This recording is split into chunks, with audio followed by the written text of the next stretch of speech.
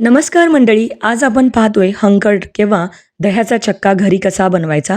यापासनं वेगवेगळ्या रेसिपी आपण ट्राय करत असतो, जसे की चीज स्प्रेड असेल, चीज केक असेल किंवा श्रीखंडाचे वेगवेगळे प्रकार, जसं आम्रखंड असेल, श्रीखंड असेल. तर त्यासाठी आपल्याला घट्ट दही लागतं आणि त्यालाच आपण हंकट असं म्हणतो. जे दह्यातलं पाणी काढून टाकून केवळ घट्ट दह्याचा वापर करतात, त्याला हंकट म्हणतात. तर आता ते कसं जमवायचं किंवा ते घरी कसं बनवता येईल ते पाहूया. बाजारातून विकत आणण्यापेक्षा घरच्या घरी तुम्ही बनवू शकता. यासाठी काय केलंय, फुल फॅट क्रीमवालं दूध उकळवून घेतलंय आणि ते पूर्णपणे कोमट होईपर्यंत थंड करून घेतलंय. त्यानंतर 1 चमचा त्यामध्ये दही ॲड करायचं. अर्थातच आपण दही लावत आहोत इथं. त्यानंतर 4 तासानंतर हे दही जमतं व्यवस्थित. उन्हाळ्याचे दिवस असतील तर दही लवकर जमतं. जर दही हिवाळा पावसाळ्यामध्ये जर बनवत असाल तर अशा वेळी 7 ते 8 तास लागू शकतात. मग त्यावेळेला हे दह्याचं कंटेनर अगदी उबदार जागी किंवा बंद ओव्हनमध्ये जर ठेवलं तर दही चांगलं लागतं. आता फुल फॅट क्रीमवालं दही का म्हणजे दूध का वापरावं तेही सांगते. दही घट्ट मलाईदार तयार होतं. जर गाईचं दूध वापरलं तर दही थोडंसं पातळ होऊ शकतं. आता दही तर तयार झालंय. आता ते दही आपण त्यापासनं हंकट बनवूया किंवा दह्याचा चक्का, जो की आपल्याला श्रीखंड बनवण्यासाठी लागतो. आता गुढीपाडवा जवळ आलाय आणि प्रत्येकजण श्रीखंडाची रेसिपी ट्राय करत असतं.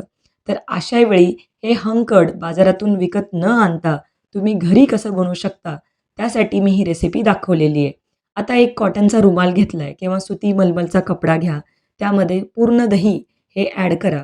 आता या दह्यामधलं जे काही पाणी आहे ते आपल्याला एक या रुमालाची पोटली तयार करायची आहे या पद्धतीने आणि दाबून दाबून प्रेस करून ते तुम्हाला यातलं पाणी काढून टाकायचं आहे. ही प्रोसेस किती वेळ करायची, जोपर्यंत दह्यातलं पाणी पूर्णपणे निघत नाही.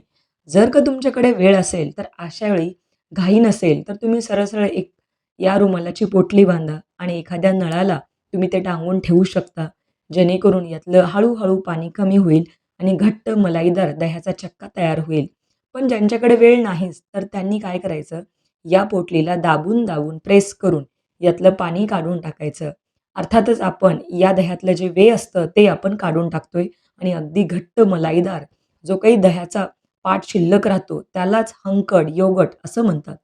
आता यापासनं वेगवेगळ्या रेसिपी बरेच जण बनवतात. जसे की चीज स्प्रेड असेल किंवा चीज केक बनवत असताना किंवा सँडविच स्प्रेड बनवण्यासाठी आपण या हंकटचा वापर करतो.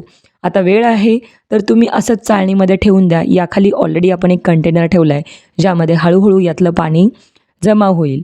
आणि जर नसेल वेळ तर या पद्धतीने सुद्धा तुम्ही नळाला जसे मी टांगून ठेवलं आहे तसंही केलं तरी चालेल.